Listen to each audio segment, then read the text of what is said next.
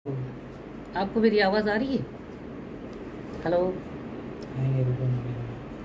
मुझे ब्लूटूथ नज़र ईयरफोन। आवाज़ आएगी और आने दो, ज्वाइन होने दो ना, दिखाएंगे मुझे सीधे से। हेलो। आएंगे ना, इधर लोग दिखाएगा। हाँ अभी आ गए, देखो व्यूअर आ गए तुम्हारे। अच्छा, तो सोफिया कॉलेज में मैंने उर्दू और फ़ारसी से मैंने बीए किया था, क्योंकि हमारे वालिद साहब कहते थे, मेरे साइंस में बहुत अच्छे नंबर थे, और हमारे स्कूल की प्रिंसिपल जो नन थी, उन्होंने और वालिद ने दोनों ने कहा कि हमारे माशरे में लड़कियां जो है वो नौकरी वोकरी करती नहीं है आमतौर पर, तो तुम्हें लिखने पढ़ने का शौक़ है तो तुम पढ़ा करो, ऐसी पढ़ाई करो जिससे तुम्हें फ़ायदा हो, तो तुम उर्दू ले लो। तो हमारे वालिद साहब ने भी कहा, मैं मैं हमेशा उनका एहतराम करती हूँ, हमेशा एहतराम करती थी वालदैन का। मैंने उनकी बात मानी और उसका मुझे बहुत बहुत फ़ायदा हुआ। तो उर्दू और फ़ारसी से बीए ऑनर्स करने के बाद, फर्स्ट क्लास ऑनर्स करने के बाद, मैंने एमए ज्वाइन किया। एमए ज्वाइन करते ही मेरी शादी हुई इस जगह पर जहाँ मैं रहती हूँ। खंडाला लोनावला आपने सुना होगा, उसी के पास है, खंडाला के बिल्कुल लगा हुआ है जी। तो यहाँ जब आई तो ये मेरे लिए बिल्कुल बहुत छोटी सी जगह थी, लेकिन ये मेरे पढ़ने लिखने का शौक़ था जो जिसने मुझे बचा लिया। मैं पढ़ती रही, मैंने एमए उर्दू में कर लिया, उसके बाद मुझे बचा लिया। यानी मैं शायद खुश नहीं रह पाती अगर मुझे पढ़ने लिखने का शौक़ ना होता, उतनी खुश नहीं रह पाती। फैमिली लाइफ तो होती है इंसान की, लेकिन एक जहनी ज़िंदगी भी होती है। तो उसके बाद मैंने एमए ज्वाइन कर लिया। ये इस वजह से मुझे यहाँ अजीब सा लगता था जब मैं आई थी कि यहाँ उर्दू हिंदी बोलने वाले लोग ही नहीं थे उस वक्त, सब मराठी में बात करते थे। तो कुछ अजीब सी बात लगती थी मुझे मराठी। हालांकि हम लोगों ने मुंबई में रहकर स्कूल में पढ़ाई की मराठी की, लेकिन सिर्फ मराठी में बोलचाल की ज़बान की बात अलग हो जाती है। लेकिन हाँ खैर, वो मैंने फिर सीख लिया। उस पर ज़िंदगी तो उसी का नाम है कि आदमी जो भी हालात सामने आए, जो जैसे भी हालात सामने आए उनके ऊपर ओवरकम करें, उनको जीतना ही तो ज़िंदगी है। तो ये जो है, मेरे वालिद साहब मरहूम ख्वाजा मियाँ शेख साहब और मेरी वालिदा मरहुमा शरफुन्निसा बेगम साहिबा और मेरे शौहर मोहम्मद असलम नवाब, अल्लाह उनको सलामत रखे, वो मेरे लिए रोशनी का मीनार हैं। मैं 8 भाई बहनों में छठे नंबर पर हूँ, और ससुराल में हमारे सास ससुर के 8 बच्चों में मैं सबसे बड़ी बहू। तो मेरी जिम्मेदारियाँ यहाँ बढ़ गई, क्योंकि बचपन से मुझे अपनी थोड़ा सा, मैं ये मत समझिए कि मैं बड़ा चढ़ा कर बोल रही हूँ, वाक़या है कि बचपन से मैं एक अच्छी बच्ची थी, एक अच्छी स्टूडेंट थी, एक अच्छी बेटी, और बाद में फिर बहन, फिर बहू, बीवी और माँ बनी। और हमेशा मैंने सोचा कि मैं इसी तरह जो भी काम करूं, मैं अच्छी तरह उसको निभाऊं। अच्छा, यहाँ हमारे एक बेटा और बेटी है।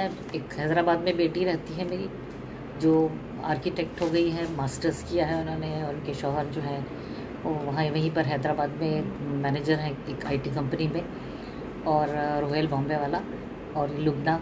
और मेरा बेटा नबील नवाब जो है वो कंस्ट्रक्शन बिजनेस में अपने वालिद के साथ इंडस्ट्रियल कंस्ट्रक्शन में है। ये उनके जो छोटे छोटे बच्चे हैं वो हमारी बहुत जान है, वो सब उर्दू पढ़ते हैं और उर्दू से मोहब्बत करते हैं, उर्दू पढ़ते हैं, और हैदराबाद में तो उर्दू स्कूलों में भी होती है। तो ये मेरे लिए बड़ी खुशी की बात है, मैं कोशिश करती हूँ। अच्छा, जब मेरा एमए का पूरा हो गया, उर्दू से एमए मैंने फर्स्ट क्लास से कर लिया, तो बुरहानी कॉलेज से में मुझे एक जॉब मिल गई। वो न्यूज़पेपर में मैंने पढ़ा था, अखबार में पढ़कर मैंने इंटरव्यू दिया था, और फिर वो पोस्ट बॉक्स के ज़रिए, और उसमें बहुत सारे लोगों में मेरा सिलेक्शन हुआ। और मैं सीनियर कॉलेज में लेक्चरर हो गई। और इसी दौरान मैंने DHE पूरा कर लिया। DHE diploma in higher education है और वो B.Ed के बराबर होता है जूनियर कॉलेज वालों के लिए, और शायद अभी बंद हो चुका है वो। डॉक्टर आदम शेख की निगरानी में मैंने बुरहानी कॉलेज में मुंबई यूनिवर्सिटी से उर्दू इंशाइये पर PhD में दाखिला भी ले लिया। लेकिन चूँकि मेरे ख्याल से आपको आवाज़ आ रही है ना, साफ आवाज़ आ रही है आपको। मुंबई में मेरे लिए जॉब करना आसान नहीं था।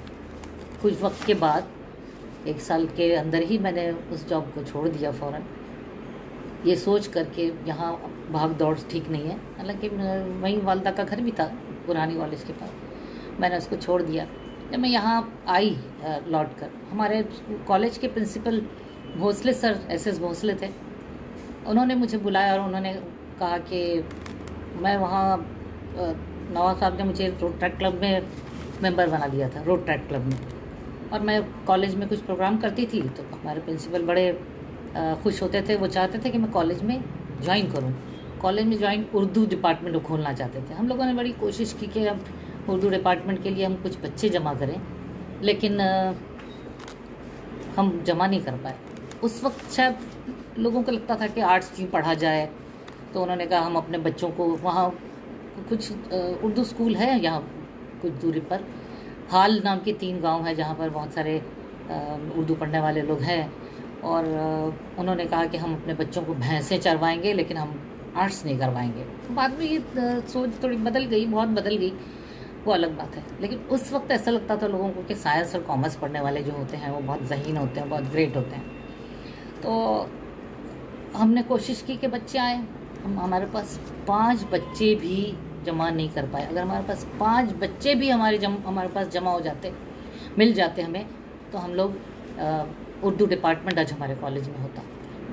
वो लोग बहुत मोहब्बत से पेश आते थे। और जब हम उनके घरों पर जाकर उनसे बात कर रहे थे, जिनके पास बच्चे जूनियर से शुरू करना था हमें, तो 10वीं जिसने पास कर लिया, SSC पास कर लिया, उनके घर जाते थे। वो बहुत मीठी मीठी चीज़ें, मीठी चाय पिलाते थे, मीठी बातें करते थे। लेकिन उन्होंने बच्चों को भेजा नहीं हमारे कॉलेज में उस ज़माने में। बाद में बहुत से बच्चे आए और उन्होंने बहुत से बच्चों को वहाँ के पढ़ाया।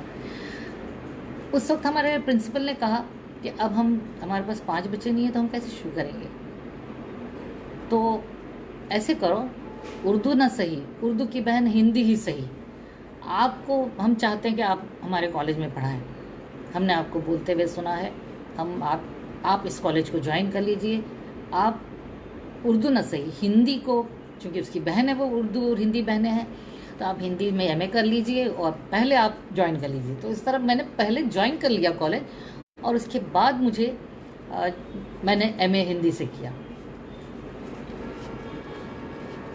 हिंदी से MA करने के लिए मैंने वहाँ भी बड़ी मेहनत की और मुझे फर्स्ट क्लास मिला।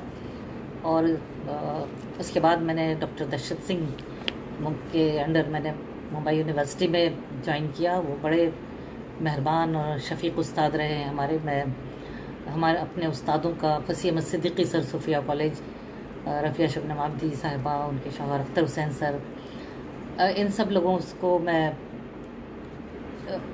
उनके एहसानात मैं भूल नहीं सकती। अपने घर वालों के भी, अपने ससुराल वाले, अपने मायके वालों, सबके एहसानात हैं, क्योंकि उनकी इतनी मुझे मोहब्बत मिली है जिसकी वजह से मैं अपने कामों पर ध्यान दे सकी। अपने बच्चों के लिए, अपने बच्चों के लिए मैं बहुत दुआगो हूँ, क्योंकि उन लोगों की अच्छी आदतों की वजह से मैं जो काम कर पाती हूँ। प्रॉब्लम्स ज़िंदगी में तो आते रहते हैं, लेकिन उसमें से मैं हमेशा बाहर आई। खुदा ने मुझे हमेशा बाहर निकाला और उसकी शुक्रगुजार हूँ मैं। अब मैंने पढ़ाना शुरू कर दिया इस नया कॉलेज खुला हुआ था, नए असातिज़ा आ रहे थे, और वहाँ मैंने पढ़ाते हुए MA करके बाद में मैंने अपने शौक़ से इंग्लिश में भी MA कर लिया। इस तरह से तीनों ज़बानों में, कुछ ज़बानों का मुझे शौक़ था, पढ़ने का शौक़, तो मैंने वो इसके बाद मैंने PhD भी कर लिया और रिसर्च गाइड हो गई, एसोसिएट प्रोफेसर हो गई। अपनी जगह पर मैंने जो भी कर सकते थे कॉलेज की ज़िंदगी में, वो मैंने हासिल किया अल्हम्दुलिल्लाह। कुछ रिसर्च प्रोजेक्ट भी कर लिए। जब फसी अहमद सिद्दीकी से मैं मिलने गई थी, प्रोफेसर फसी अहमद सिद्दीकी, रिटायर हो गए थे, उनके घर गई थी मैं। तो सर ने मुझे कहा कि अरे तुम्हें रोटी नहीं मिलती क्या, जो तुम उर्दू छोड़कर हिंदी में चली गई। मैंने कहा मैं उर्दू मैंने छोड़ी नहीं है सर। अब मैं उन्हें कैसे समझाऊं कि मुझ जैसी लड़की को धन दौलत जेवर नित नई खरीदारी का शौक़ नहीं है, बल्कि जहनी तस्कीन की ज़रूरत है मुझे। मुझे किस चीज़ की ज़रूरत है? मुझे बड़ा ताज्जुब होता है जब लोग बहुत ख़रीदारी करते हैं। ख़रीदारी की यहाँ पर गुरुवार बाज़ार लगता है हर हफ्ते के बाज़ार में लोग जो हैं बहुत टूट पड़ते हैं, हर हफ्ते जाते हैं। मैं तो बहुत ज़रूरत से इस तरह का करती हूँ। मैं किताबों की मैं बहुत शौकीन हूँ, अच्छी अच्छी किताबें ख़रीदती हूँ, पढ़ती हूँ। अब जूनियर कॉलेज से शुरुआत हो गई मेरी कॉलेज में, लेकिन ये बहुत चूँकि बहुत छोटे बच्चे हो रहे थे या छोटे बच्चे थे या बहुत शुरू की ज़िंदगी थी, मैं बहुत वक्त देना नहीं चाहती थी, मैं अपने घर को प्रायोरिटी देना चाहती थी। तो मैंने कोशिश करके जब मुझे सीनियर में चांस मिला तो मैं सीनियर में चली गई प्रिंसिपल से बात करके, और मैंने जूनियर को छोड़ दिया। और मैं सीनियर कॉलेज में क्योंकि कम घंटे रहना होता है, सुबह का वक्त होता है, मेरा काम हो जाता था, सब कुछ मैंने संभाला और इसीलिए मैं कुछ कर पाई। और मेरी ज़िंदगी में अल्हम्दुलिल्लाह बहुत सुकून है इस वजह से। जब हम छोटे थे तो हमारे घर, हमारे मायके में शादी तक हमेशा है, उसके बाद भी इनकलाब, टाइम्स ऑफ इंडिया, 20वीं सदी, शमा, रूबी, कहकशां वगैरह अखबार और रसायल आते थे। हमारी वालदा और नानी हमारी बहनों को बहुत पढ़ने का शौक़ था, भाइयों को भी था, बड़े भाई भी हमारे बड़े शौक़ से पढ़ते थे। और वालदा ने तो बहुत सी डायरियाँ भी लिखी थी, जिन्हें वो लिख कर फाड़ देती थी। उनको लगता था कि मैं जो जी रही हूँ वो लोगों को दिखाई देगा, वो नहीं चाहती थी अपने आप को एक्सपोज करना। अगर वो डायरियाँ होती तो वाकई वो बहुत बड़ी राइटर शायद मानी जाती। तो हमारी नानी को भी शायरी का बहुत शौक़ होता था, बहुत शायरी कहानियाँ सुनाई जाती थी, एक बहुत मोहब्बत का माहौल होता था। क़ससुल अंबिया की कहानियाँ हम लोग सुनते थे, बैठकर पढ़ते थे। हमारे स्कूल में भी लाइब्रेरी होती थी, लाइब्रेरी के पीरियड होते थे, तो मुझे बहुत अच्छा लगता था। छोटी छोटी कुर्सियों पर, छोटे छोटे टेबलों पर बैठकर अच्छी अच्छी किताबें पढ़ना, बहुत मज़ा आता था। हमारे बड़े भाई साहब को ऐसा लगता था कि ये नावल जो होते हैं वो रोमानी होते हैं, वाकई रोमानी नावलों का ज़माना था वो। रज़िया भट्ट वगैरह जो थी वो, उनके बुशरा रहमान और सारे वो नावल पढ़ते थे उस ज़माने में। हमें ये अदब क्या है और अदब क्या नहीं है, इन चीज़ों का हम ना उस वक्त जहन में होता था। अच्छी चीज़ें हम पढ़ते थे और आज भी अच्छी चीज़ें पढ़ते हैं। नए लिखने वाले, पुराने लिखने वाले, इनकी कोई शर्त नहीं। अच्छी चीज़ें होंगी तो वो पढ़ी जानी चाहिए। इसमें उस ज़माने में भी तो हम लोग क्या करते थे, हमारे भाई नाराज़ होते थे तो किताबों में, कॉपियों में रख कर पढ़ती थी मैं। तो ये अब हंसी आती है, अब सच बोलना है मुझे। भाई भी हमारे अब हंसते हैं, अब उनकी सोच भी बदल गई है और बदलना ही चाहिए नए ज़माने के हिसाब से इंसान को। लेकिन उनकी मोहब्बतों को, भाइयों के और बहनों के, उनकी मोहब्बतों को हम नहीं भूल सकते। एक बहुत पुरसुकून और महफूज माहौल था हमारे घर।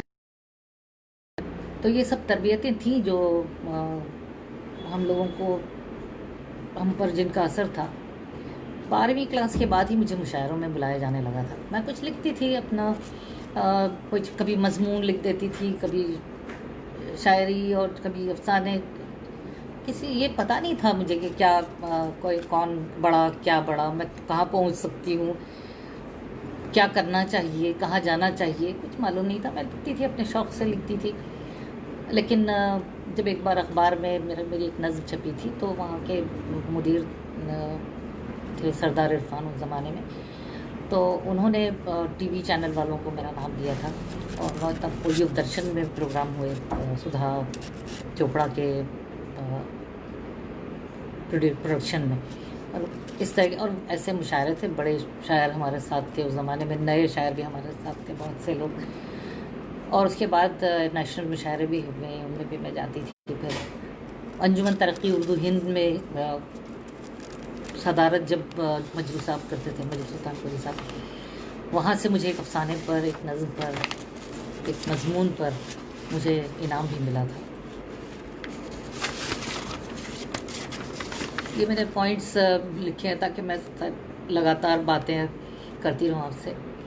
तो ये शौक़ होता था और मुझे ये नहीं मालूम था कि कहाँ जाना है, कौन सी मेरी मंजिल है, क्या है। बस हमेशा एक शौक़ और ज़ौक़ था जिसको मैं सेटिस्फाई करती थी।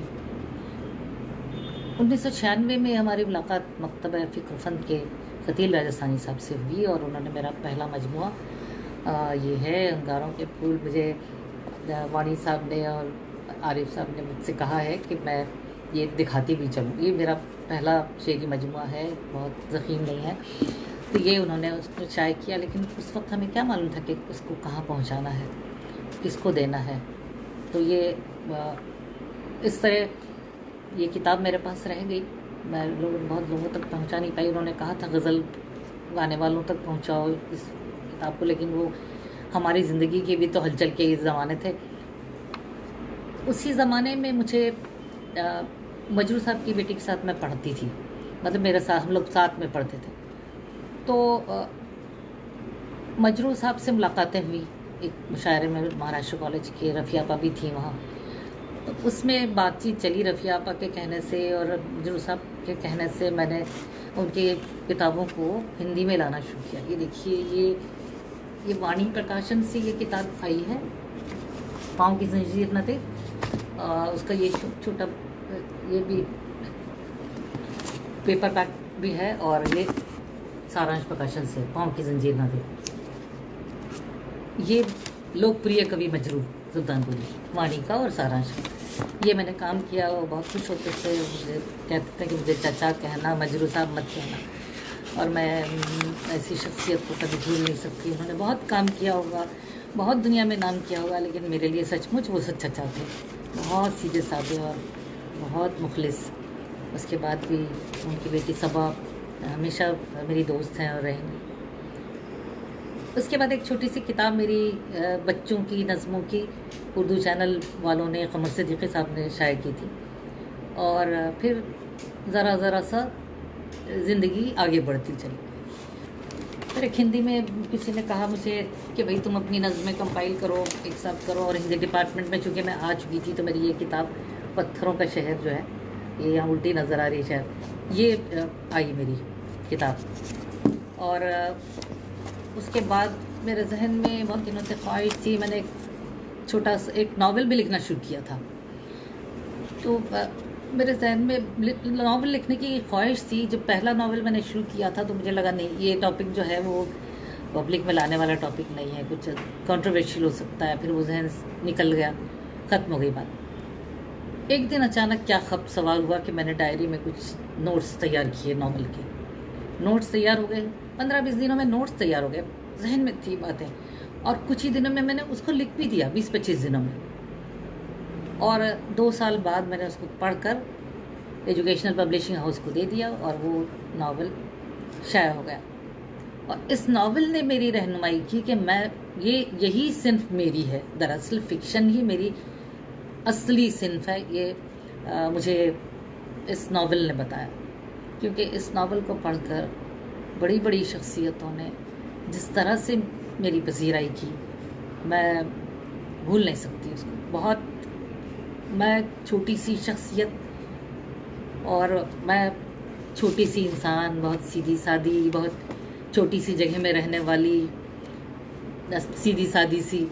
और इतने बड़े बड़े लोगों के अगर फ़ोन आए या उनकी पसंदीदगी का वो इजहार करें, मेरे लिए बहुत बड़ी बात थी। लेकिन मुझे ये रास्ता मिल गया। ये नावल ये है, कहानी कोई सुनाओ निताशा। सलाम बिन रज़ाक साहब ने भी उसका पेपर इसके बैक कवर पर लिखा था और उन्होंने सचमुच बहुत हौसला अफजाई की थी। उसके बाद अगले साल, ये 2008 में आया था नावल, 2009 में जो है हिंदी वालों ने भी मांग लिया और ये हिंदी में इनको भी महाराष्ट्र एकेडमी से उसको भी बड़े बड़े वो इसको यूपी और बिहार और बंगाल और महाराष्ट्र के तो अवार्ड मिले, लेकिन साथ साथ में भारतीय भाषा परिषद वालों ने इसको, इस किताब को हिंदी में छापने के लिए कहा, लेकिन अगले साल ये किताब इसमें आ गई हिंदी में, भावना प्रकाशन वालों ने। भावना प्रकाशन वालों के साथ फिर मेरा अच्छा टाई हो गया, मैंने उनको किताबें देनी शुरू की, क्योंकि खर्च वर्च का सवाल नहीं है, तो मेरे लिए बड़ी इज्जत की बात थी। अच्छा, 2010 में ये किताब शायद भी, कहानी कोई सुनाओ निताशा, ये शहरजाद वालों ने, यानी आसिफ फारूकी साहब ने, मरहूम पिछले दिनों उनका इंतकाल हुआ था, आसिफ फारूकी साहब ने इसको शाये किया। ये भी मेरे मुल्क से बाहर, सरहद के पार भी कोई चीज़ जाती है तो ये मेरे लिए बड़ी खुशी की बात थी, और मैं इसको बहुत मेरे लिए अजीज़ है ये चीज़। और उसके बाद डॉक्टर हसीना बेगम ने ये किताब लाई तेलुगु में, ये लेकर, ये इनको भी, इस पर भी इनाम मिले हैं, तेलुगु नावल की हैसियत से इसको भी इनाम मिला। ये डॉक्टर हसीना बेगम है जो तिरुपति यूनिवर्सिटी में पढ़ाती हैं। मैं खुद नहीं पढ़ पाती इसको, लेकिन मुझे खुशी है, मैंने इसको रखा है अपने पास। फिर मेरी बेटी ने अगले साल इसको इंग्लिश में ट्रांसलेट किया, tell me a story Nitasha. ये इसको भी एक शेक्सपियर के एक्सपर्ट हैं डॉक्टर विक्रम, वो दिल्ली के, उन्होंने इसको बहुत अप्रिशिएट किया। और मुझे खुशी है कि एक लड़का जो है, अभी मैं नाम नहीं बताऊंगी उसको, फ्रेंच में भी इसको ट्रांसलेट कर रहा है, और मराठी में भी उसका ट्रांसलेशन हो रहा है। तो उसके बाद जो है, कुछ सालों के बाद, ये 2016 के में ये जिस दिन से नावल आया मेरा, जिस दिन से नावल, इसमें मैंने पहले नावल में जो एक लड़की इसमें मेन कैरेक्टर थी, जिसकी ज़िंदगी को लेकर मैं चली थी, तो लोगों ने मुझ पर टैग, अगर ये लग जाता है, मैं ये सोचती थी कि मुझ पर ये टैग लग जाए कि मैं सिर्फ औरतों का के लिए ही लिख सकती हूँ, औरतों के बारे में ही लिख सकती हूँ, तो ऐसा नहीं होना चाहिए, क्योंकि ज़िंदगी तो बहुत बड़ी होती है। ज़िंदगी में सिर्फ औरत एक बहुत बड़ी चीज़ है, एक निस्फ हिस्सा है दुनिया का, लेकिन साथ साथ में मर्द भी हैं और बाकी बस मसाइल भी हैं। तो मैंने ये नावल लिखा था, ये शायद मेरे जहन में ये था कि मैं, इस नावल के लिखते वक्त मेरे जहन में था कि मैं सिर्फ इस बार, मुझे ये नहीं होना चाहिए कि चूँकि ये औरत है तो सिर्फ औरत के बारे में लिख सकती है, तो मैंने ये लिखा था। और मतलब ये जहन में था, पीछे गई, लेकिन ये वही नहीं है। इसमें मैंने कॉल सेंटर में काम करने वाले लोगों के, ख़ासतौर पर नौजवान नस्ल कॉल सेंटर में जो काम करती है, उनकी ज़िंदगी में क्या मसाइल आते हैं, और कैसे आजकल के ज़माने की जो टूट फूट के, जो रिश्तों में तोड़ फोड़ हो गई है, टूट फूट हो गई है, क्योंकि औरतें भी काम कर रही हैं, मर्द भी काम कर रहे हैं, तो औरत दबी हुई, कुचली हुई चीज़ नहीं है। वो चाहती है कि मैं भी बोलूँ, मेरी भी कोई से होना चाहिए। तो वो इस तरह की जो एक कंपटीशन का जो माहौल हो गया है, इसकी वजह से बच्चों पर जो असर होता है वो, और कॉल सेंटर की ज़िंदगी से कैसे उसमें कैसे जिया जाए, कैसे जीते हैं लोग, उसकी अक्कासी मैंने इसमें इस नावल में की है। और बाद में ये नावल जो है हिंदी में भी, भावना प्रकाशन वाले मेरी किताबें बहुत खुशी से छापते, मुझे बहुत खुशी होती है। बित्तल साहब हैं वो, ये जिस दिन से नावल आया है। और भावना प्रकाशन वालों से मुझे इंट्रोड्यूस करवाया मुशर्रफ आलम ज़ौक़ी साहब ने, तो उनका भी मैं बहुत उनकी शुक्रगुज़ार हूँ। बहुत से लोग हैं जिनकी मैं शुक्रगुज़ार हूँ, हो सकता है मैं उनका नाम नहीं ले पाती हूँ। और फिर तीसरा नावल जो है ये आया था, ये इस नावल के बाद, अच्छा खैर ये तीसरा नावल है मेरा, राजदेव की अमराई। इस नावल को नवाब साहब ने 2 बार पढ़ा, मेरे शौहर ने, और उसकी नोक पलक संवारने में मेरी मदद की। महमूद शाहिद साहब ने, एम मुबीन साहब ने, और नीस चिश्ती साहब ने, सब लोगों ने मेरे इस नावल पर राय दी थी। मुझे उसकी बड़ी खुशी है, और नवाब साहब तो ख़ास उन्होंने केयर लिया कि इस बार नावल में कोई चीज़ ऐसी नहीं रह जाए जिस पर बोला जाए, लेकिन बोला तो जाएगा, और बोलने का हक़ सभी को है, और बोलना चाहिए, क्यों नहीं बोलना चाहिए। और आदमी अपनी राय रखने के लिए, उस पर मैं बंदिश नहीं लगा सकती। मैं अब ये लिख चुकी, मैं, मेरी नहीं है चीज़ें, ये पढ़ने वालों की। और इस पर जो कुछ भी बोलेंगे, जो कुछ बात करेंगे, जो भी बात करेंगे, जो तनकीद होगी, वो मैं, मेरे लिए बहुत कबूल है। तो अब ये जो है पहले नावल के बाद में मुझे लगा कि मेरा फिक्शन का मैदान है मेरा, इसमें मुझे जाना चाहिए। हालांकि शायरी में भी मैं बहुत मुशायरों में गई हूँ और बहुत अच्छे अच्छे मुशायरों में गई हूँ, लेकिन मुझे जब समझ में आ गया कि मुझे क्या करना चाहिए, शायरी तो है ही मेरी ज़िंदगी में, जब कुछ नहीं तो फिर शायरी तो है ही मेरे साथ में। अगर मैं नहीं भी लिख सकूँ तो मैं लिखवा मतलब थोड़ा बहुत लिखना तो होता है, अगर बहुत नहीं लिख पाई तो मैं शायरी तो मैं तो अपने अब आपको मैं एक्सप्रेस कर सकती हूँ। इजहार का बहुत बड़ा ज़रिया है शायरी, और बहुत कम अल्फाज में बहुत सारी बातें मैं कह सकती हूँ शायरी में। बहरहाल शायरी बहुत बड़ी चीज़ है मेरे लिए, बहुत मुझे शायरी से भी बहुत मोहब्बत है। लेकिन मैंने उसको जब मुझसे उम्मीदें लोगों की लगने लगी कि मैं फ़िक्शन लिखूं, तो ये मेरी 2 किताबें आई। ये 2013 में खलीज पे नाम सी, और ये पेज नदी का मछेरा। तो अवार्ड तो लोगों को मिलते रहते हैं, मुझे भी मिले, मुझे 13-14 अवार्ड्स मिले हैं अलग अलग स्टेट्स के, और इस तरह से। और ये जो है मैंने कहा था कि जब मिताशा लोगों को इनाम मिला, मिताशा पर इनाम मिला, और इस किताब पर भी इनाम मिला, मन्नत, हिंदी में कहानी संग्रह, हिंदी में मजमुआ है अफसानों का ये, और ये भारतीय भाषा परिषद वालों ने शाया की, क्योंकि ये इनाम के तौर पर उन्होंने शाया की। उसके बाद इस पर भी इनाम मिला महाराष्ट्र साहित्य अकादमी से। जैनेंद्र कुमार अवार्ड मिला था मुझे कहानी कोई सुनाओ मिताशा पर, और उसमें प्रेमचंद अवार्ड मिला मुझे इस मन्नत पर, अफसानों के मजमूए पर। इस चीज़ से हौसला अफजाई बहुत होती है। और ये दूसरा मजमुआ मेरा अभी आया 2018 में, शीशे का दरवाज़ा। तो ये काम सारा मेरा फिक्शन का काम मेरा 2008 के बाद ही शुरू हुआ। ये एक ड्रामे मैंने जो कॉलेज में बच्चों के लिए लिखे थे, अपने स्टूडेंट्स के लिए मुझे खुद ड्रामे लिखने पड़ते थे, क्योंकि सभी को शौक़ होता था ड्रामे करने का, वो ड्रामे लिखते थे। ये वक्त ज़्यादा तो नहीं हो रहा है। बच्चे जब ड्रामे करना चाहते थे तो उनको वैसे ड्रामे नहीं मिलते थे, एक बात। दूसरी बात ये कि वो वैसी ज़बान नहीं बोल पाते थे। तीसरी बात है कि बहुत सारे स्टूडेंट्स होते थे, जिनको 9 स्टूडेंट ज़रूरी है, यूनिवर्सिटी के हिसाब से 9 स्टूडेंट ज़रूरी है, तो 9 मतलब ज़्यादा से ज़्यादा, और बाकी हम कॉलेज के प्रोग्रामों के लिए ज़्यादा भी लेते हैं। तो उनके लिए मैंने जो ड्रामे लिखे, उनको मैं बुलाकर पूछती थी कि भाई तुमको कौन सा रोल अच्छा लगेगा, तो वो कभी वो बताते थे, कभी मैं उनसे पूछती थी। इस तरह से मेरी मालूमात भी बढ़ती थी और मेरा जहन भी उस तरफ जाता था, और मैंने बहुत खुशी से ड्रामे लिखे और बहुत खुशी से खिलवाए, उनको डायरेक्शन देकर। यहाँ पर गिरीश देसाई साहब भी आए थे ड्रामों के लिए, इकबाल नियाज़ी साहब भी आए थे, अल्तमश साजिद रशीद साहब का बेटा अल्तमश भी आए थे, और भी लोग आए थे जिन्होंने हमें डायरेक्शन के गुर सिखाए, और हमारे बच्चों को तैयार किया।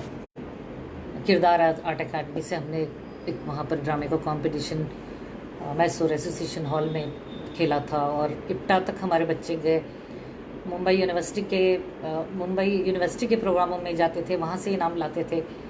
ऐसे बच्चे जो मराठी बोलने वाले बच्चे, वो इतनी अच्छी हिंदी और उर्दू बोलते थे, हिंदी के ड्रामों में भी जाते थे, उर्दू के ड्रामों में भी जाते थे, यहाँ तक कि इस्माइल यूसुफ कॉलेज की जुगेश्वरी के ड्रामों में गए, और उन लोगों ने अपनी धाक जमाई, और सारे के सारे तबाजात हैं, ओरिजिनल ड्रामे हैं। तो अब इनमें से मेरे एक ड्रामा दिया जले सारी रात, वो 3 बाबी ड्रामा है, फुल लेंथ प्ले।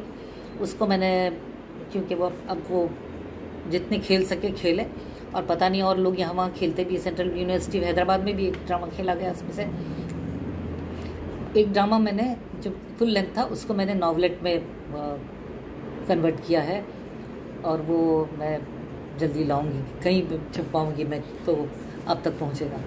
अच्छा, शायरी की जितनी मेरे पास शायरी थी, मेरी ज़िंदगी बचपन से मैं शायरी का मेरा शौक़ था, या मेरा एक इजहार था, मेरे लिए इजहार बहुत ज़रूरी था। तो उस वक्त मेरे लिए बहुत सुकून देता था जब मैं शेर कहती थी। तो ये मैंने अभी 2 किताबें हैं, ये मेरी आई हैं 2018 में, अलग अलग थोड़े वक्फे से। ये है सतरंगी, और ये है बावजूद। ये 2 किताबें आई हैं, और 2 किताबों की और मेरे पास 2 किताबें हैं अभी लैपटॉप में, मैं शायद इस साल मैं प्लान कर रही हूँ, इंशाल्लाह इस साल मैं दे दूँगी प्रेस में। तो ये इस तरह से है। अच्छा, इसके अलावा कुछ और भी है, देखिएगा। कुछ हम चूँकि आ गई थी मैं हिंदी डिपार्टमेंट में, मेरे लिए रिसर्च करना बहुत ज़रूरी था, पीएचडी किया था, तो मैंने ये किताब आई थी मेरी, 60 उत्तरी हिंदी गज़ल, शिल्प और संवेदना, विशेष संदर्भ दुष्यंत कुमार। तो ये किताब जो है ये मुंबई यूनिवर्सिटी और हर यूनिवर्सिटी में जो भी गज़ल पर काम, गज़ल के लिए किया है, हिंदी गज़ल, शिल्प और संवेदना, तो गज़ल पर जो भी काम करता है वो ढूंढने के लिए पहुंच जाते हैं मुझ तक। आता है हमें क्या मिलता है सिवाय खुशी के, और मुझे वही चाहिए बस। अब एक किताब हमने, मैं और अपनी प्रोफेसर नलिनी रामास्वामी इंग्लिश के लेक्चरर और विनाया भंडारी मराठी लेक्चर के साथ हमने एक रिसर्च प्रोजेक्ट किया था, गज़ल एंड ओड एक किया था, comparative study of the ghazals of Dushyant Kumar, Suresh Bhatt and the odds of John Keats. तो ये हमने किताब जो है वो शायद की थी, छोटी सी किताब है, छोटा सा एक माइनर रिसर्च प्रोजेक्ट था वो उसका। कुछ किताबें ज़रूरी होती हैं, हम जानते हैं कि हम सीनियर कॉलेज में होते हैं, तो हमारे लिए कुछ आगे के प्रमोशन के लिए कुछ किताबों की ज़रूरत होती है, तनकीदी किताबों की ज़रूरत होती है। तो ये एक जो है हिंदी में आलोचना की चिंता, ये मैंने फिरोज़ ख़ान साहब जो हैं अलीगढ़ के, उनके वांग्मय प्रकाशन से ये आई है ये किताब। तो ये इसमें कुछ मज़ामीन है, और ये मज़ामीन जो है ये उर्दू में भी हैं और हिंदी में भी हैं। अच्छा, इनका अभी ये किताब आई है मेरी गज़ल की, ये आर.के. पब्लिकेशंस या परिदृश्य प्रकाशन मुंबई वालों ने ये गज़ल का मजमुआ जो है गज़लों का ये शायद किया है। और मेरे लिए बड़ी खुशी की बात है कि मैं अच्छे पब्लिशर्स, माशाल्लाह बहुत खुशकिस्मत हूँ कि मेरे काम को पर लोगों ने बहुत लिखा है। तो रिसर्च स्कॉलर्स ने भी बहुत लिखा है और दूसरे लोगों ने भी लिखा है, साथीज़ा ने भी लिखा है, राइटर्स ने भी लिखा है। तो ये एक किताब है, देखिए 800 सफ़ात की ये किताब है, सादिक़ा नवाब सहर, शख्सियत और फ़न फ़िक्शन के तनाजुर में नाक़िदीन के तनक़ीदी और तासुराती मज़ामीन से इंतख़ाब। ये एक किताब आई जिसमें सारे मैंने मुझे जितने मिले मज़ामीन और तबसरे वो नक़पारे मैंने इकट्ठे किए। और एक है हबीबुन्निसा बेगम है परभनी की, उन्होंने ये किताब शाये की है, सादिक़ा नवाब सहर, शायरी के तनाजुर में नाक़िदीन के तनक़ीदी और तासुराती मज़ामीन। ये एक किताब 200 सफ़ात की शाये की है। और मेरे लिए ये भी खुशी की बात है बहुत कि मग़रिबी बंगाल उर्दू बोर्ड जो है यहाँ से, इसमें मेरा एक ड्रामा सुल्तान महमूद उसमें शामिल है। और वहाँ के लोग जब मुझसे रब्ता करते हैं, बच्चे रब्ता करते हैं, ट्यूशन क्लास वाले, स्कूल के टीचर्स, मुझे इतनी खुशी होती है कि मैं कह नहीं सकती। इसके अलावा नवेदुल हक साहब ने बाल भर्ती के, उन्होंने एक कॉम्पोनेंट उर्दू की किताब है, ये इंग्लिश मीडियम में उर्दू अदद एन उर्दू नॉन उर्दू स्कूलों में एक किताब पढ़ाई जाती है उर्दू की, तारुफ़ उर्दू 5वीं की किताब, इसमें मेरी एक नज़म शामिल की है। तो और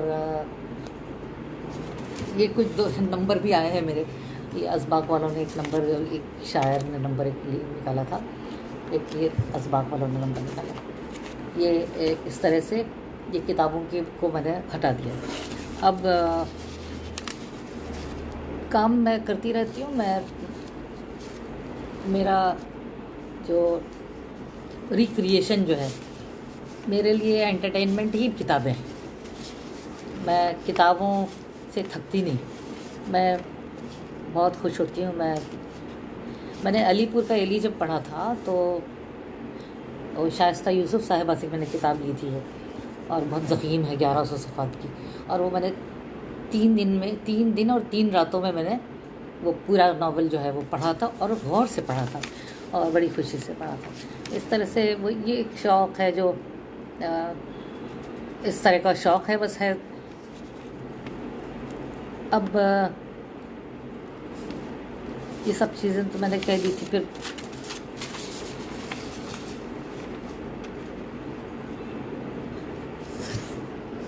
मुशायरों के बारे में भी मैंने बात की। अच्छा, एक हमारा हिंदी एसोसिएशन होता था, उसके बारे में मैं नहीं बोलूँगी तो गलत होगा। हिंदी एसोसिएशन हमारे यहाँ होता है हमारे कॉलेज में, जिसके तहत मैंने उर्दू और हिंदी के मिलाकर सेमिनार किए हैं। यहाँ तक कि इंटरनेशनल सेमिनार भी हमने किया कॉलेज में। एक पहला और आखिरी अब तक का इंटरनेशनल सेमिनार हमारा ही हुआ है, जिसमें अहमद सोहेल साहब की बड़ी मेहरबानी है कि उन्होंने मुझे सिर्फ मोटिवेट नहीं किया, बड़ा साथ दिया, जिसकी वजह से हम लोग कर पाए। और कई 4-5 हमने सेमिनार किए थे जो उर्दू और हिंदी गज़ल, उर्दू और हिंदी नावल, उर्दू और हिंदी अफसाना, इस तरह के, ये उर्दू हिंदी तनकीद, इस तरह के हमने प्रोग्राम किए, सेमिनार किए। और हमने अपने बच्चों को भी बहुत सिखाया बच्चों को। और क्या इतना टैलेंट होता है बच्चों में, क्या ड्रामा एक्टिंग करते हैं और क्या लिखते हैं, कैसी शायरी करते हैं। उनको ज़रा सा सहारा चाहिए, ज़रा सा सपोर्ट चाहिए, ज़रा सा हौसला चाहिए, बहुत आगे बढ़ जाते हैं। लेकिन जब हमारे हाथ से निकल जाते हैं तो उसके बाद वो बहुत बार वो जारी नहीं रखते हैं। जब जारी नहीं रखते हैं फिर भी हमारे कांटेक्ट में रहते हैं, राब्ते में रहते हैं, तो हम लोग मैं उनको ज़रूर उनको साथ लेकर चलती हूँ। लेकिन इसमें किताबों में भी कोई मज़मून उन्होंने भी लिखा, कई मज़ामीन उनसे मैंने और कहानियाँ मैंने उनसे लिखवाई हैं, तो बहुत अच्छा लिखते हैं। लेकिन वो बाद में फिर छोड़ देते हैं। ऐसे अंदर से तो सब, मुझे तो लगता है सभी राइटर ही होते हैं, क्योंकि जब जो कोई बोल सकता है, जो हर आदमी जो सोच सकता है, जो बोल सकता है, वो जो एक्सप्रेस कर सकता है, जो इजहार कर सकता है, वो लिख भी सकता है। तो ये मैं नहीं मान सकती कि कोई बॉर्न आर्टिस्ट कोई अलग चीज़ होती है और कुछ जो नॉन राइटर्स कुछ अलग होते हैं। हर आदमी लिख सकता है, हर जो आदमी जिसके पास लफ्ज़ हैं जो लिख सकता है, जिसके पास जो वो लिखता है। अब मैं अपने समाजी और तालीमी कामों के बारे में, तालीमी काम तो कॉलेज के ज़रिए हमारे होते हैं, और साथ साथ में वैसे भी मैं उर्दू भी पढ़ाती रही। मैंने बहुत सालों से 92 में अंजुमन तरक्की उर्दू हमने शुरू की थी, तो उसकी इफ्तिदा के लिए, इनाग्रेशन के लिए मजरू साहब आए थे, यूसुफ नाजिर साहब, सलमा सिद्दीकी साहिबा, और यहाँ अंजुमन की शाख भी खुली और फ्री उर्दू क्लासेस की शाख भी खुली, और वो जारी रही। हमने बहुत सारे एग्ज़ाम्स रखे हैं, हिंदुस्तानी प्रचार सभा के इम्तिहान भी हम कराते रहे। तो अब और हमारे समाज में मैं ये सोचती हूँ कि मैंने जितनी तालीम मुझे मिली, जो कुछ भी इल्म मुझे हासिल हुआ, मेरा फ़र्ज़ है कि मैं उसको आगे बढ़ाऊँ। और मैं झोंपड़ों में भी जाती हूँ। मैं चाहती हूँ कि कम से कम, मैं सारी दुनिया को तो नहीं कर सकती, तालीम याफ्ता नहीं बना सकती, मैं सारे हिंदुस्तान को नहीं बना सकती, पूरे स्टेट को नहीं बना सकती, लेकिन कम से कम मैं अपनी एक छोटी सी जगह को तो पूरे 100% मैं तालीम याफ्ता बनाना चाहती हूँ। मुझे नहीं पता मैं इसमें कितनी कामयाब होंगी, लेकिन मैं झोंपड़ों में भी जाती हूँ उनसे बातें करने के लिए, वालदैन से बातें करने के लिए। हमने कुछ प्रोग्राम मुबारक कापड़ी साहब को भी बुला कर करवाए थे। मैं चाहती हूँ कि यहाँ पर ये होश आए लोगों को, गलत आदतें तभी छोड़ेंगे जब वो सही आदतों में जाएंगे, है ना। ऐसे कहा जाता है कि अगर आपके जो बाल्टी है वो गंदी है, आपके डस्टबिन जो है वो गंदा है, तो आप नल के नीचे रख दें तो धीरे धीरे मैल बाहर आ जाता है, और बाल्टी में आखिर में सफ़ेद साफ़ पाक पानी रह जाता है। तो इस तरह से ज़रूरी है कि हम अच्छाइयाँ लोगों में डालें, और जो है वो उनकी तरक्की में हमारा रोल उसी तरह हो सकता है।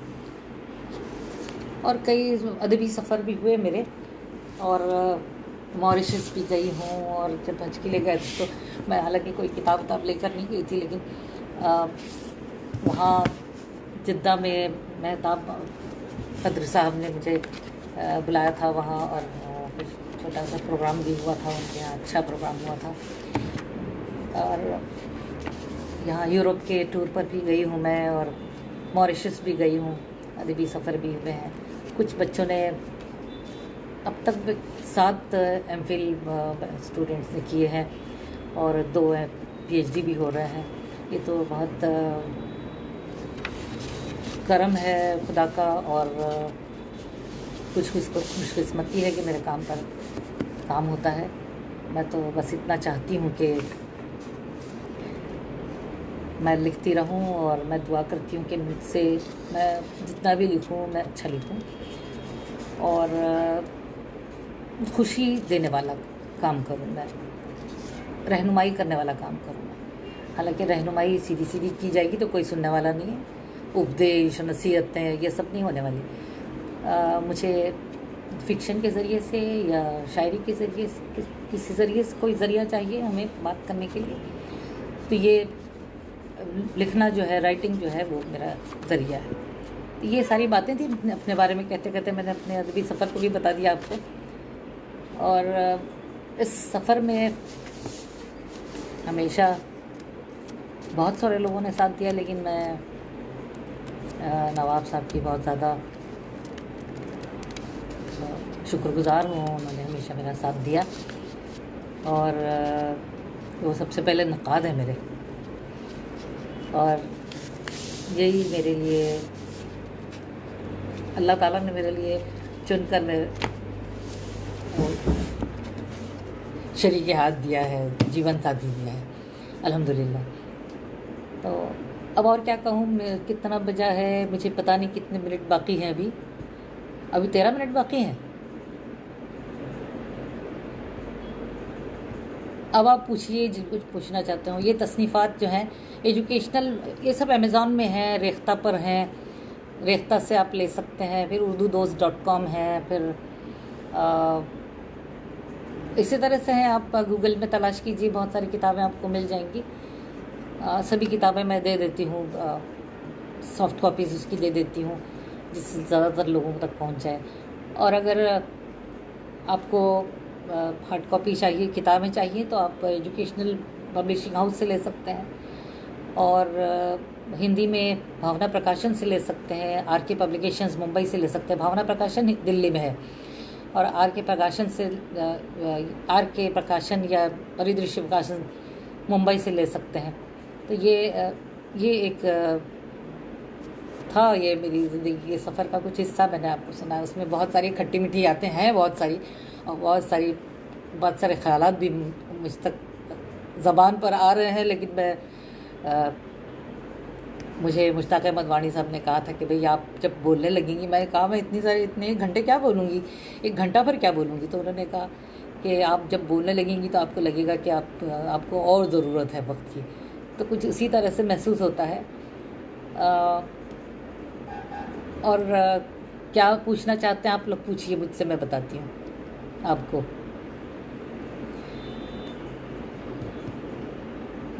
कोई सवाल जो है यहाँ, शाकिरा आरा मेरी बहन का, मेरी भांजी हिना खत्री, और हमारी आपा अजीज़ा शेख, और प्रतिमा सिन्हा, मोहम्मद यूसुफ गिलकर साहब, मुश्ताक अहमद वानी साहब, आरिफ इरफान साहब, सब नज़र आ रहे हैं। और अभी तो मैं बात करते हुए बहुत देखा नहीं मैंने कौन है यहाँ, लेकिन बहुत से लोग हैं जो देख रहे हैं, और बाद में भी देखेंगे, ये रहेगा तो रहता ही है। मैं बहुत मशकूर हूँ वाणी साहब से। मैंने तो वाणी साहब को मना ही किया था, मैंने कहा कहाँ आप मुझे फंसा रहे हैं। मैं बहुत परेशान हो गई थी कि मैं कैसे बात करूँगी, लेकिन मैंने बात कर ली आज आप लोगों से। और आरिफ इरफान साहब ने भी और उनके ग्रुप ने, पूरे सारे मुंतज़मीन होंगे इसके, तहरीक बक़ाए उर्दू, नाम बहुत बड़ा है और काम भी यकीनन बड़ा होगा। तो इस तरह से मैं समझती हूँ कि अपनी ज़बान जो है, हर एक इंसान को अपनी ज़बान जो है उसकी बहुत वैल्यू करनी चाहिए, बहुत कदर करनी चाहिए। और जिसको उर्दू नहीं आती उसको उर्दू सीखनी चाहिए। उर्दू से कोई ज़रूरी नहीं आप किस मज़हब के हैं, मज़हब से जोड़ना ही कुछ अजीब ही बात होती है। लुबना मेरी बेटी भी है, यहाँ देख रही है, तो मुझे खुशी हो रही है। इरफान आरिफ साहब, हाँ PDF भी ज़रूर मिल जाएगी, जो चाहेंगे मुझे। आप लोग फेसबुक पर भी मैं हूँ, आप मैसेज कर सकते हैं मुझे, मैं आपको PDF दे दूँगी। और जो भी आपको जो भी पढ़ना चाहें मैं ज़रूर अवेलेबल करवाती हूँ, इसलिए कि मैं चाहती हूँ हमें तो रीडर चाहिए ना। और आप अगर कुछ लिखते हैं तो ये इसकी फ़िक्र मत कीजिए कि ये क्या महसूस, कोई महसूस कुछ नहीं होता। आप बुरे से बुरा कहिए, अच्छे से अच्छा कहिए। मैं समझती हूँ कि इंसान का, देखिए ऐसे होता है कि अभी अभी हमने कुछ लोगों को कि खुदकुशी की ख़बरें पढ़ी थी, वो भी है। कुछ लोग खुदकुशी करते हैं, कुछ लोग खुदकुशी नहीं कर पाते हैं लेकिन डिप्रेशन में रहते हैं। याकूब तसव्वुर साहब दिखाई दे रहे हैं मुझे, बहुत शुक्रिया आपका। लेकिन इंसान जो है अगर वो ज़मीन पर कदम नहीं रखता है, रखे नहीं रहता है, तो वो बड़ी चोट खाता है, बहुत तकलीफ़ उठाता है। ऐसा नहीं कि सारा आदमी मर जाता है, तो ज़िंदगी में भी बड़े दुख से क्यों जीना है। हम लोगों को बहुत सीधी सादी ज़िंदगी गुजारनी है। हमने लिख लिया तो क्या हो गया, हमने कुछ लिख लिया तो क्या हो गया। तो बस ये तो अच्छी बात है कि हमने ज़िंदगी में कुछ कर लिया, और क्या है। इसके लिए ना किसी चीज़ की फ़ख्र करने की ज़रूरत है, और ना कुछ उतना नहीं काम कर पाए, इसलिए मुझे लगता है कि करना चाहिए। लेकिन जब तक ज़िंदगी है करेंगे, और क्या करेंगे, यही तो करेंगे, यही हमें खुशी देता है, यही हम करेंगे। और क्या सुनाइए आप। आयशा आश खदिर साहिबा का भी यहाँ मैसेज आ रहा है। मैं बहुत शुक्रगुज़ार हूँ आपकी। मैंने बहुत सारी चीज़ें देखी नहीं है अब इसमें।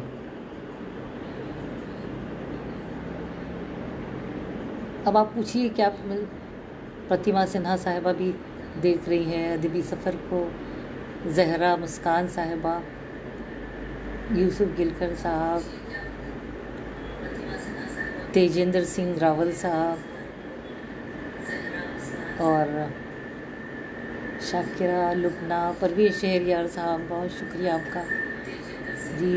उन्होंने लिखा है नज़्मों का मजमा बहुत खूब है।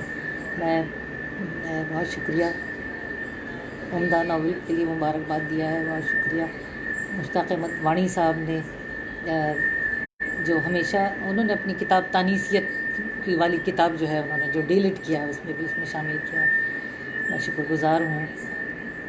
याकूब तसव्वुर साहब, विपेन परिहार साहब, यास्मीन खान, ये हमारी ननंद है ये हमारी। और मैं सबकी डॉक्टर रागगिरी शुक्रिया। और फ़हीम भट्ट साहब शुक्रिया आपका, आप लोग यहाँ ऑनलाइन है। मैं मरियम भी है। और अच्छा, बहुत बहुत शुक्रिया आप लोगों का मेरे साथ हैं। मेरी नवासी तो 4 साल की है, लेकिन वो अभी साथ में बैठी है अपनी मम्मी के साथ। अयाज़ मुग़ल साहब और मोहम्मद इकबाल साहब, असलम नवाब साहब भी देख रहे हैं, ये भी अच्छी बात है। उनके साथ के बगैर कैसे होता है। जाकिर मलिक भलीसी साहब, आफ्ताब मीर साहब, हिना खत्री, मैं सबकी शुक्रगुज़ार हूँ। और यह है कि मैंने अपने बच्चों से कह रखा है कि अगर तुम लोग अपनी माँ से प्यार करते हो तो उनको माँ की ज़बान को भी पढ़ना होगा अच्छी तरह से, जो खुद पढ़ सको। तो हालांकि कुछ मजबूरियों की वजह से इंग्लिश मीडियम में भेजना पड़ा, क्योंकि हमारे जो उर्दू मीडियम स्कूल जो है बहुत दूर है यहाँ से, करीब भी बहुत दूर है। और जिस वक्त और यहाँ सहूलतें नहीं हैं उस तरह की कि हम स्कूल वहाँ भेज सकते, नहीं भेज पाए। इंग्लिश मीडियम में भेजना तो और कहाँ भेजते हम। लेकिन कुछ ज़बान किसी भी ज़बान से पढ़ें तो कुछ हर्ज नहीं है। मराठी से पढ़ें, गुजराती से पढ़ें, हिंदी से पढ़ें, इंग्लिश से पढ़ें, उर्दू से पढ़ें, लेकिन अपने आसपास जो भी स्कूल है उसमें आप पढ़ सकते हैं। लेकिन साथ साथ में उर्दू का जानना, उसका पढ़ना बहुत ज़रूरी है अपनी ज़बान की बका के लिए। आज हमें तहरीक बक़ाए उर्दू शुरू करनी पड़ती है, क्योंकि उर्दू की बका के लिए हमें कोशिशें करनी है। ये ज़बान वो है जो एक ज़माने में 18वीं 19वीं और 20वीं सदी में जो है ये 18वीं 19वीं सदी में तो ये बहुत बड़ी ज़बान, 1932 तक तो वो उर्दू हमारे हिंदुस्तान की सरकारी ज़बान थी। तो ऐसी ज़बान, इतनी खूबसूरत ज़बान, हमारे यहाँ एक अविनाश अमन है जो अरबी से उन्होंने पीएचडी की है। मुझे इस बात की बहुत खुशी होती है। और भी बहुत से हैं, अमरनाथ हैं और भी बहुत सारे लोग हैं जो मिथुन सर हैं, एक मिले थे दिल्ली यूनिवर्सिटी में, और भी लोग हैं जो पढ़ते हैं और मुझे उर्दू के प्रोफेसर्स हैं, उर्दू को पढ़ते हैं बहुत खुशी से, मुझे बहुत अच्छा लगता है। और पढ़ना चाहिए किसी एक ज़बान को। हमारी ज़बान हमारी मिट्टी है, हमारी ज़बान हमारी तहज़ीब है, हमारी ज़बान हमारे लिए बहुत कुछ है। हर ज़बान की एक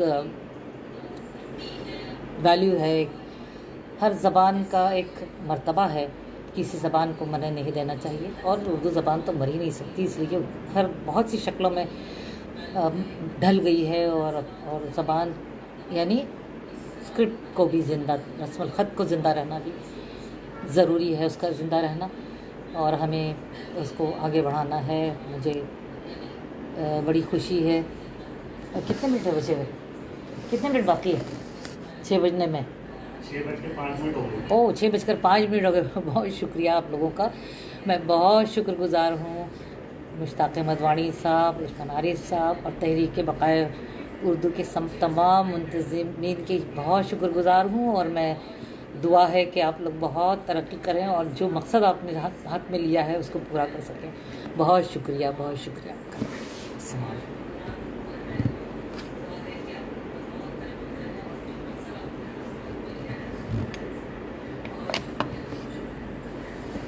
आप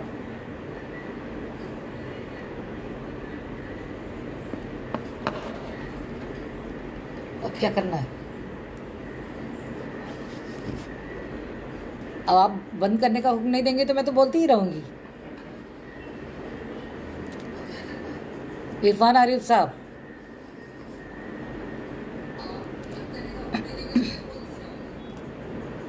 इसमें आवाज़ जा रही है, आवाज़ जा रही इसमें। जी मोहम्मद इकबाल साहब, वालेकुम अस्सलाम।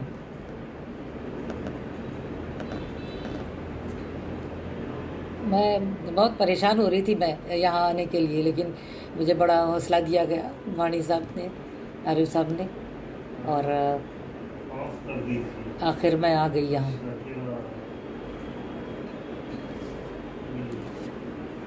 बहरहाल मैंने अपनी सीधी सादी गुफ्तगू में मैंने अपनी ज़िंदगी को आपके सामने खोल कर रख दिया।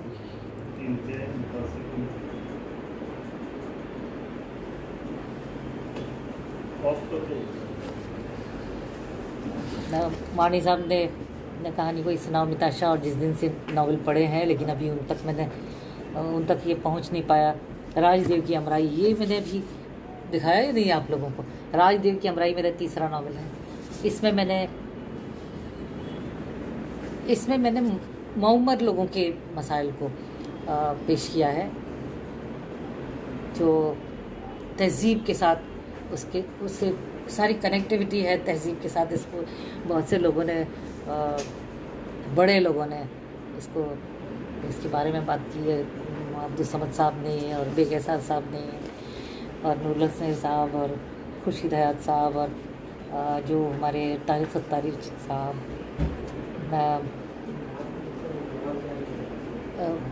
बड़े लोग जो हैं हमारे, जिन लोगों ने मेरे काम को सराहा है, शम्स रहमान फारूकी साहब और गोपी चंद नारंग साहब। बल्कि गोपी चंद नारंग साहब की मिसेज़ मनोरमा नारंग साहिबा की बड़ी शफ़क़तें हैं मुझ पर, बहुत मोहब्बत से पेश आती है। उन्होंने मेरी किताबें पढ़ी हैं। और बेगैसा साहब की वाइफ सायमा भी मुझसे कहती हैं कि वो पढ़ती है, और मुझे बड़ी खुशी है कि वो पढ़ती हैं। बहुत सारी हमारी दोस्त हैं, सरवत खान साहिबा, कमर जमाली साहिबा, कमर जहाँ साहिबा, और भी बहुत से लोग हैं जो जिनके नाम शायद मैं बोल नहीं पा रही हूँ। रहमान अब्बास ने जो अभी साहित्य अकाडमी अवार्ड मिला है, उन्होंने भी मेरे नावल पर लिखा था अपनी किताब में। शमील अहमद साहब भी बहुत हौसला अफजाई करते हैं उन बातों से। जो भी लिखने वाले हैं, मैं कमर रईस साहब ने बहुत हौसला अफजाई की थी मेरी पहला नावल पढ़कर, और ज़ौकी साहब की तो बात ही है और है। और मेरे ख्याल से तो 1 घंटा हो गया। आप लोग ये क्या कहते हैं इरफान आरिफ साहब?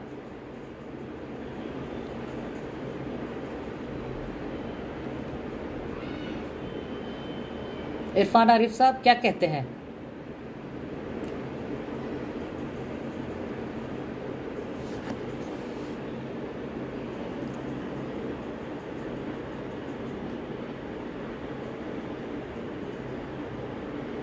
शुक्रिया वाणी साहब, बहुत शुक्रिया इरफान आरिफ साहब। आपने लिखा है तमाम नाजरीन के लिए बास फ़ख्र है, मेरे लिए भी आप लोगों से गुफ्तगू जो है फ़ख्र का बास है। मेरे किताबें मैं दिखा पाई आपको, बहुत शुक्रिया जी। मजरूर साहब बहुत बड़े शायर थे लेकिन, और नगमा निगार थे, लेकिन वो बहुत सीधे साधे इंसान थे। उनको उन पर बहुत काम हो रहा है और होना भी चाहिए।